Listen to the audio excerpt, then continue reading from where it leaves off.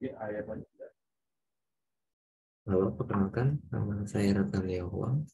Pada video kali ini saya akan lakukan simulasi robot planar pada web robotplanar.site.net yang telah dibuat oleh Prof. Abdul Muiz. Jadi di sini saya akan langsung memasukkan untuk file .ino dan .bin ya ke dalam web tersebut dan akan muncul untuk hasil serialnya.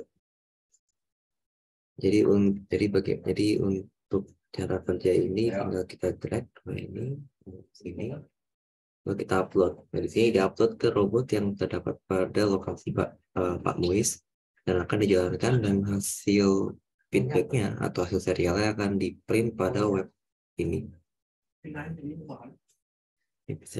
Baik, jadi ini data sudah ada. Nah, untuk memudahkan pengambilan data, saya telah melakukan tes sebelumnya. Jadi dari data ini kita tinggal tarik saja drag dan kopas dan langsung masukkan ke dalam file Excel dalam bentuk format .csv.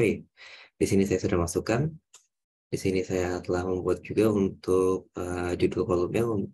Jadi untuk yang pertama dia ada T, XCMD, YCMD, XS, DRS, DDX, DDY, DDQ1, dan DDQ2, dan Q1 dan Q2.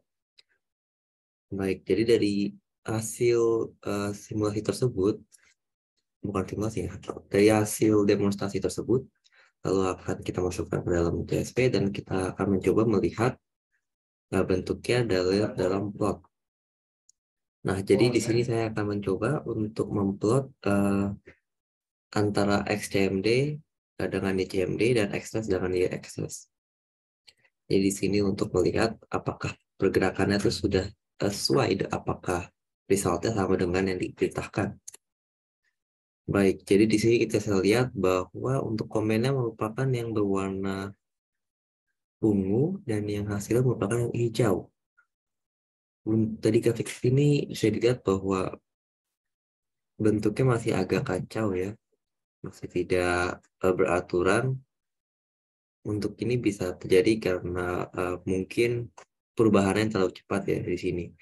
Jadi karena perubahan terlalu cepat sehingga dia agak terdapat banyak overshoot ataupun perubahan yang tidak dapat mengikuti dari komennya yang ada. Baik, lalu untuk yang kedua saya akan coba untuk waktu dengan sudut untuk hasil X-nya. Jadi kalau kita lihat dari X-nya di sini, perintahnya merupakan yang berwarna ungu. Ya, dia dari sini terus ke sini, terus bawah, terus ke atas.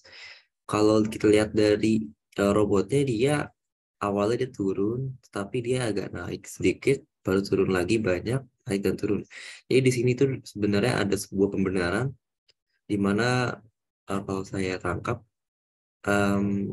dia itu turun, namun dia terlalu cepat lakukan pembenaran terhadap posisinya sehingga dia ada naikan-naikan ini.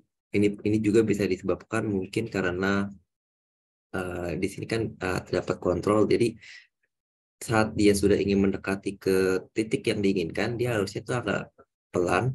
Namun cara memelankannya itu bukan secara eksponensial, tapi dengan cara memberikan sinyal stop atau sinyal kebalikannya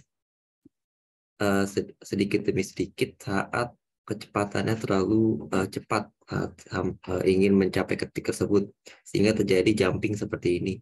Lalu di sini dia terjadi sebuah pembenaran karena ada overshoot. Lalu saat sinyal kembali ke atas dia membenarkan.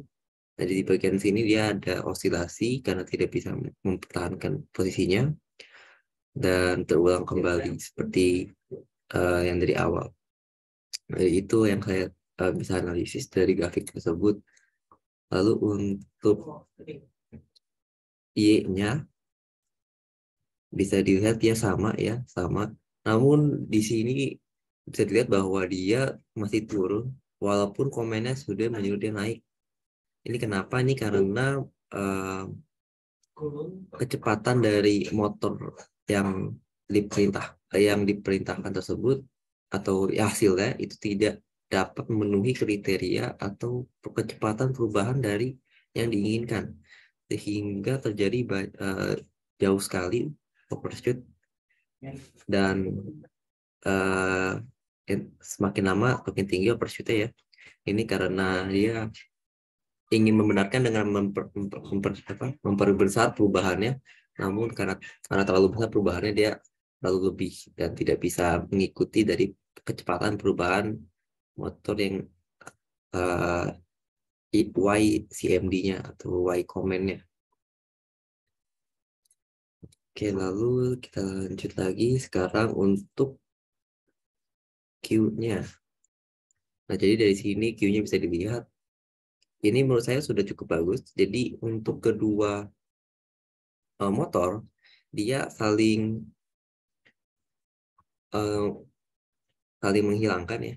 Ini kenapa dia saat motor satu dia naik, motor dua dia naik, motor satu dia turun, itu karena saat dia ingin mencapai ke posisi yang diinginkan, dia melakukan perubahan dengan mengambil perubahan yang sama gitu ya, yang bisa saling meng-cancel out.